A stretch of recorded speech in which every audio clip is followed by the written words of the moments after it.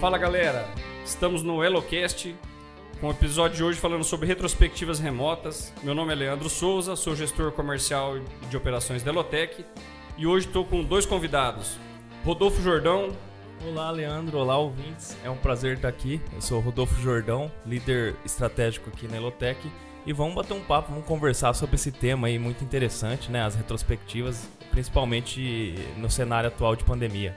Isso aí, Rodolfo, seja bem-vindo. Nosso outro convidado de hoje é o Fabrício Colombo.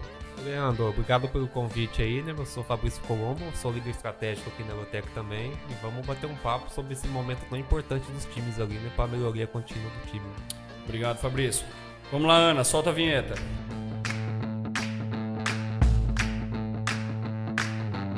Elocast. É isso aí, galera. Lembrando que o Elocast é uma produção independente da Elotec Gestão Pública, uma das maiores empresas de gestão pública do Brasil. Para a gente iniciar esse bate-papo aí, eu gostaria de abrir com o Jordão, contextualizando um pouco sobre o que é retrospectiva, né, Jordão? E qual que é a importância dela dentro dos times, né? A retrospectiva ela é uma cadência ali que normalmente se roda nos times, né, em busca da melhoria contínua, né? Então você normalmente são evidenciadas coisas durante um certo espaço de tempo, né? E isso tende a ser necessário um momento para que o time reflita sobre aqueles problemas e tome ações ali para poder melhorar, né? Ajustar alguma coisa de processo, ferramenta, pessoa, né? Seja ela qual seja o problema. Então, a retrospectiva ela é sempre pensando na melhoria contínua. Fabrício, fala um pouco pra gente como que funciona a retrospectiva aqui na Elotec. Aqui a gente tem uma cadência, normalmente a gente faz uma cadência mensal, né, com os times, né? A retrospectiva ela ficou bem conhecida com o modelo Scrum, né, onde faz a review, a retrospectiva a cada sprint, né, então a cada 15 dias. Aqui, como a gente está mais para o modelo Kanban, um modelo mais puxado, a gente acaba fazendo a cada 30 dias, né? E é um momento de parar e olhar o que aconteceu nesses 30 dias, né? O que o time entregou, né? Comemorar as vitórias, né? E procurar pontos de melhoria, né? Então o objetivo é sempre, não é procurar defeitos, né? E apontar o dedo, é sempre buscar uma melhoria contínua, né? Evoluir em cima do que foi construído, né?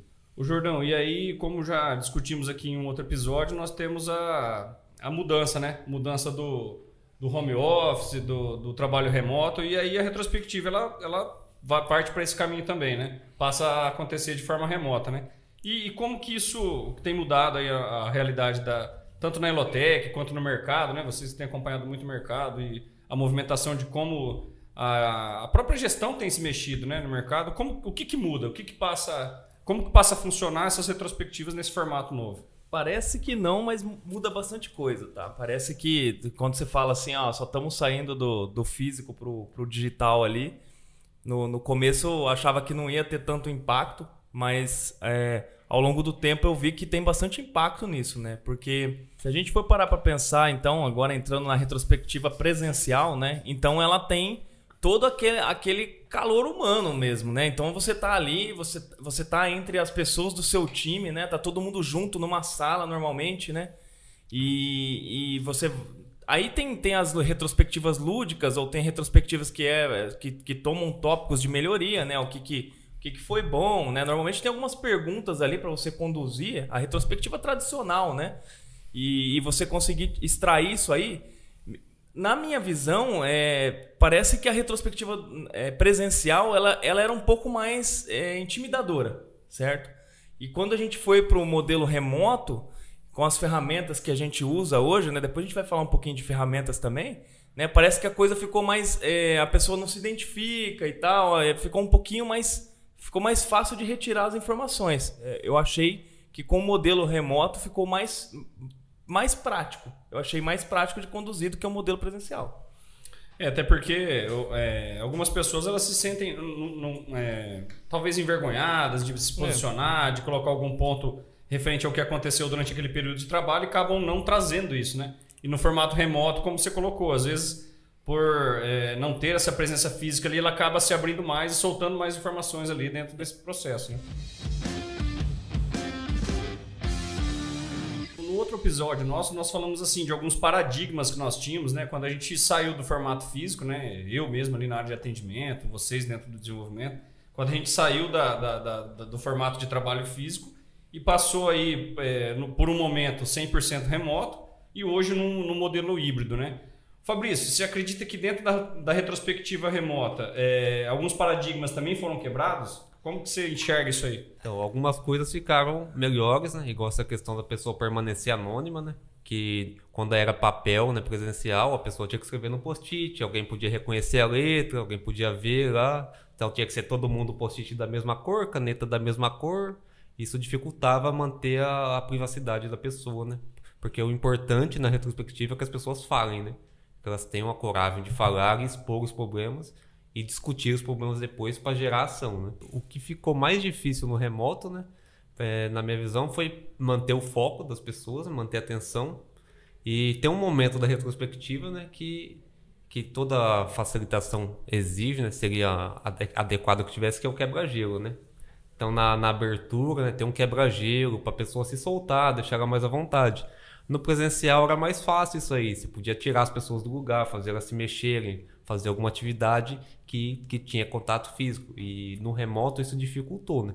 Ainda tem algumas alternativas, né, para fazer isso, mas isso é uma dificuldade, né? Fazer esse quebra-gelo de forma remota e prender a atenção das pessoas durante o decorrer da cerimônia, né? Isso a gente vê até uma experiência que eu tive recentemente, que foi uma aula de pós-graduação que eu tive ano passado, esse ano, que eu tive como professor. E você envolver os acadêmicos ali na aula é muito mais difícil. Porque primeiro os caras não abrem nem a câmera, né? Alguns deles, né? E aí aquele envolvimento que tinha de você, ô fulano, e daí o que você acha sobre esse assunto, né? Que é isso que você falou, que é o brainstorming, que é minerar ali as informações. Isso é muito mais difícil no remoto, né? Porque você tem... Eu trouxe isso acho que no último episódio e eu tenho falado isso com alguns líderes. O papel do líder ou do professor aí, né, que a gente acabou de trazer um exemplo aí não ligado à área de tecnologia, mas ele aumentou, né, por essa questão, por ele ter que provocar mais as pessoas a participarem, né? Então, no presencial, às vezes com uma provocação, você já conseguia tirar alguma coisa. E hoje não, hoje a pessoa não abre uma câmera, você tem que talvez já quebrar esse gelo para que ela abra essa câmera, depois você provocar nela algum comentário para que ela participe, né? Então isso realmente eu acho que é um ponto complicado aí. Jordão, e quais os impactos, tanto positivo quanto negativo, com os times nesse novo modelo? Leandro, é importante ressaltar, né, que mesmo sendo afetados aí pela pandemia, indo para o modelo remoto, né, toda essa transformação que teve aí, essa virada, né, para o modelo remoto muito rápida, muito brusca, né, a gente conseguiu manter essas cadências nos times, né, conseguiu manter a retrospectiva viva dentro dos times na Elotec, né? Quando aconteceu, né, o último episódio, a gente até estava falando sobre isso, quando aconteceu essa virada aí, pegou todo mundo de surpresa. Então, logo, isso foi um desafio muito grande para a liderança, né? Como manter, né? Porque como que você fazia a retrospectiva? Normalmente, juntava ali um certo número de coisas para melhoria, um certo tempo, e você reunia numa sala, né, e fazia a retrospectiva. E aí, quando foi para o modelo remoto, aí apareceram muito mais coisas para ser melhorada, né? Então, logo ali teve o desafio da mudança, né? Realmente a virada de chave. Então, a liderança teve que se adaptar rápido. Em busca do quê? O que auxiliou muito a gente? As ferramentas, né? Então, hoje, vou dizer aqui, o playbook ali da retrospectiva para nós, né? O guia que eu uso muito é o guia do Paulo Caroli lá, o Fan Retrospectives, né? É o site hoje que você tem Team Build, você tem Futurospective, né? Futurospective, né? Isso mesmo. E retrospectiva, né? Que é uma ferramenta que você consegue montar. Tem também quebra-gelo, tem opções para você conseguir saber o termômetro do time ali, se as pessoas estão confortáveis em falar. Então, essa ferramenta para mim ali, quando a gente entrou na pandemia, e eu fui em busca da ferramenta, né? E a liderança começou a compartilhar conhecimento sobre isso, né? Como que a gente vai fazer. Isso aí para mim foi um divisor de águas. E o time, cara, foi muito positivo, né? O feedback do time usando essa ferramenta. Foi muito interessante. Porque a gente foi para a retrospectiva, tinha muitos pontos de melhoria ali no começo, né? Porque, lógico, né? Teve a mudança remota. E E no final tinha assim, eu lembro até agora que eu sempre deixava lá assim, né, uma palavra antes de sair, né? É uma forma de finalizar a retrospectiva. É uma forma de coletar feedback, né? De como que foi essa retrospectiva, como que você se sentiu, né? E ali a gente via, cara, todo mundo elogiando, pô, a gente precisa ter mais assim, esse modelo foi excepcional. Nossa, gostei demais, dinâmico, né? Fácil de interação. Então, a partir dali, cara, só foi crescendo, né? E foi muito bom, né, esse modelo para mim. Né? E a gente tem outras ferramentas, né? O Fabrício, por exemplo, ele conhece outras ferramentas. Eu gostaria que você citasse, Fabrício, uma outra ferramenta aí. Uma das ferramentas que eu conheci mais recentemente, né, foi a Easy Retro, né, num curso de facilitação que eu fiz da Maíra Blasi, né. Então, o Easy Retro, ele também, né, é na pegada do Fan Retrospective, né. Ele tem um arsenal lá de opções, né, de alternativas de como fazer retrospectiva, né. E ele tem bastante ferramental também, né. É uma ferramenta paga, mas tem uma versão gratuita que dá para usar ali por 3 boards por mês ali, que é bem tranquilo para a nossa necessidade, né? E tanto o Fan Retrospectives, né, como o Easy Retro, ele tem vários modelos de retrospectiva, né? E isso é importante porque a retrospectiva não pode ser monótona, né? Ser sempre lá pontos positivos, negativos e ações, né? E ser muito repetitivo, né? Porque isso desengaja as pessoas, né? Para manter as pessoas engajadas, né? Tem que ter a parte lúdica, né? Então, no presencial era muito forte isso daí, na retrospectiva do balão, ir lá desenhar no quadro. E no remoto também é importante. Então, tem um arsenal lá com muitas opções que ajuda a diversificar. E cada retrospectiva você traz uma dinâmica um pouco diferente para aumentar esse engajamento do time.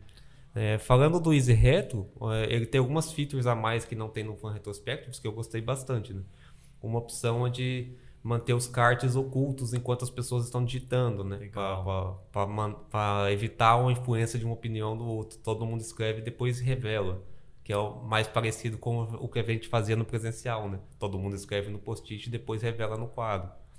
Tem opções de timer, de pool, né? De fazer enquete ao vivo, assim, tudo embutido na ferramenta, né? Você consegue customizar as colunas em tempo real, assim, né? Você consegue ir revelando as colunas aos poucos, então a pessoa não sabe qual que é o próximo passo que você vai fazer depois do brainstorm, né?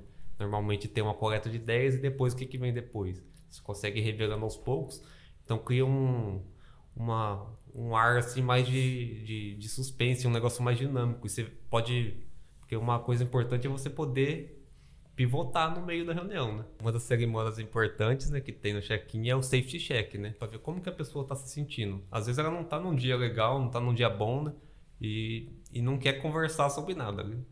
Então, se o safety check der muito ruim, tem muitas pessoas que estão assim, não querem conversar, não se sentem seguras para falar, então você aborta a retrospectiva, né? Você não vai tirar nada de valor daquilo.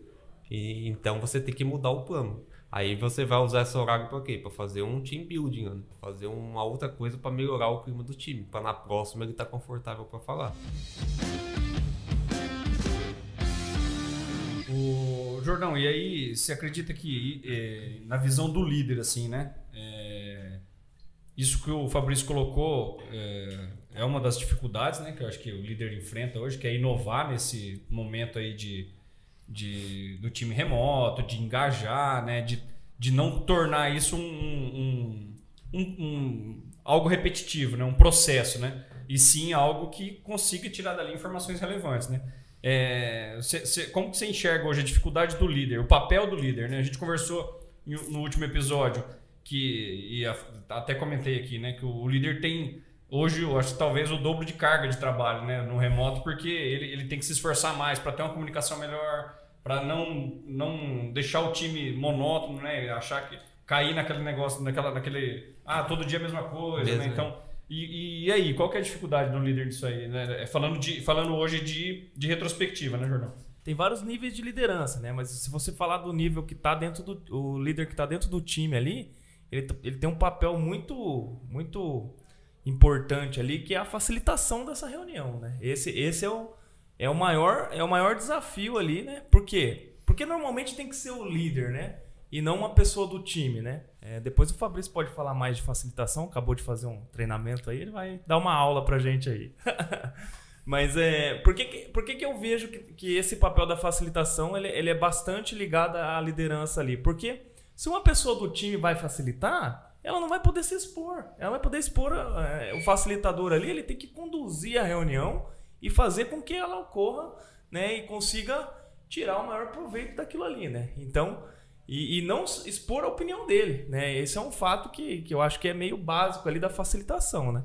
Então, se você coloca uma pessoa do time para fazer, ela vai acabar não colocando as pautas dela ali, né? Então, você elimina uma pessoa, né? Aí a gente tem outros pontos que até são pontos polêmicos, né? Que existem lideranças, às vezes, ou pessoas que participam dessas retrospectivas que acabam afetando o time ali, né? A pessoa, às vezes, é um pouco agressiva, né? Sei lá, tem pessoas que vai participar na retrospectiva, é bom aquela pessoa não participar ali, né? Sei lá, talvez um cara de produto, alguém que talvez não está totalmente dentro do time, às vezes essa pessoa pode também atrapalhar ali na hora de coletar essas informações, com intimidação, né? Tem bastante disso também. Então o líder tem esse papel, né? De facilitar e de tornar o time o mais seguro possível para coletar as informações para conseguir melhorar. E manter essa neutralidade, né? Igual você colocou, né? Se o líder não se mantém neutro na facilitação, ele acaba direcionando o negócio ao invés de elencar informações que são importantes para ele, né, Fabrício? Exatamente. E o objetivo não é você definir uma expectativa antes da retrospectiva e querer chegar naquele resultado no final, né? É para aquilo emergir do time, não ser direcionado para resolver um assunto específico ali. Ô Fabrício, então fala um pouco mais para nós da facilitação aí durante a retrospectiva. Uma é sobre o papel do facilitador, né? Então já foi comentado um pouco, né? O facilitador ele tem que ser uma pessoa neutra, né? Ele está ali para, como o nome diz, facilitar que as pessoas, né? Propiciar, instigar, que as pessoas tragam as ideias, que as pessoas discutam entre si. E ele vai usar de várias ferramentas e técnicas para maximizar isso daí, né?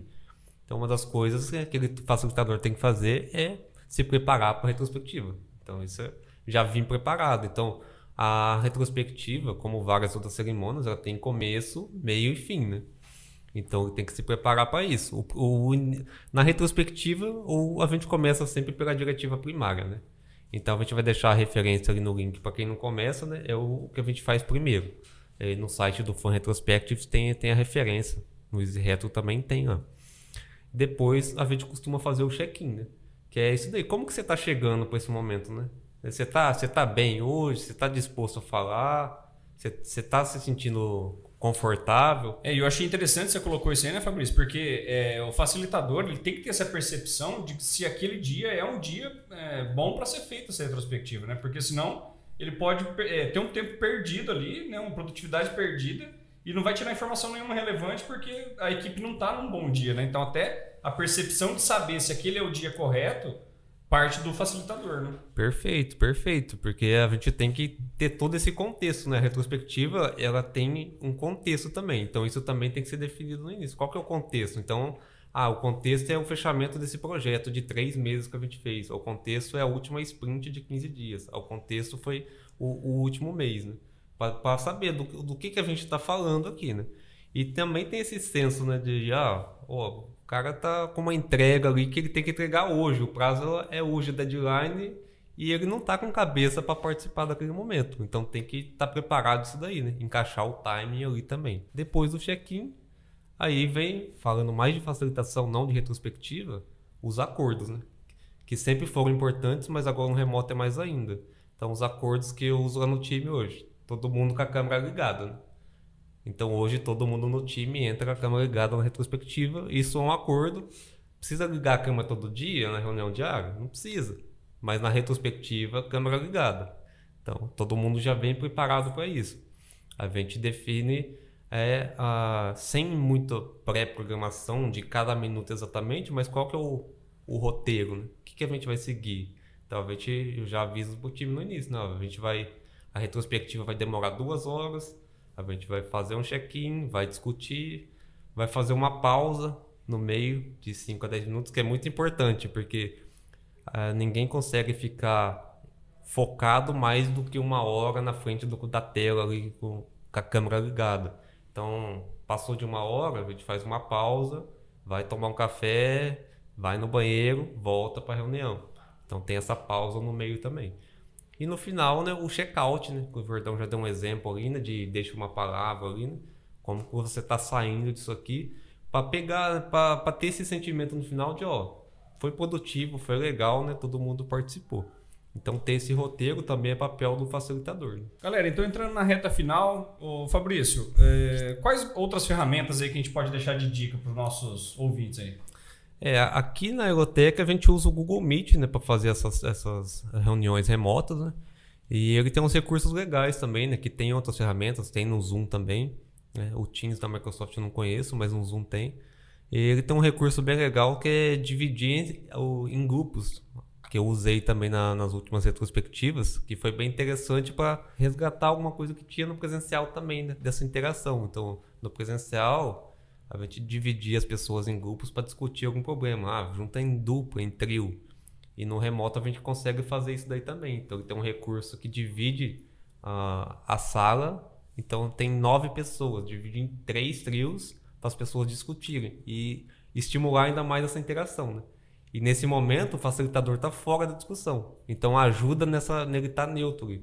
Porque estão só as pessoas do time discutindo entre elas em grupos, sem a participação do líder, no caso, que é a gente facilitando. Então isso daí foi uma experiência bem interessante também que eu usei na última retrospectiva. Elocast.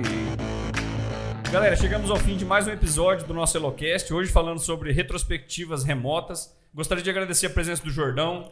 Muito obrigado pelo convite e até a próxima. Gostaria de agradecer também a presença do Fabrício Colombo. Fabrício, fala um pouco sobre as nossas vagas também, né, Fabrício? Com certeza, Leandro. Obrigado pelo convite ali. E aqui no time de Dev a gente está com muitas vagas abertas aqui. Programador Java, programador Delphi, arquiteto de software, de todos os níveis. E você, Elotecker aí que está escutando aí também, né? A gente está com a nova política ali de bonificação por indicação, né? De até R$3.000 aqui, dependendo da vaga, né? Então você também indica pra gente ali, que os seus amigos ali. E quem tá ouvindo aí, manda currículo pra gente ali. Galera, 3.000 aí pra indicação, hein? Vamos lá. O Fabrício já mandou a brava já, hein? Bicho. Pessoal, mais uma vez então agradecendo vocês que nos ouvem aí. Ainda não nos seguem na rede social, então nos sigam lá. No YouTube, se inscrevam no canal.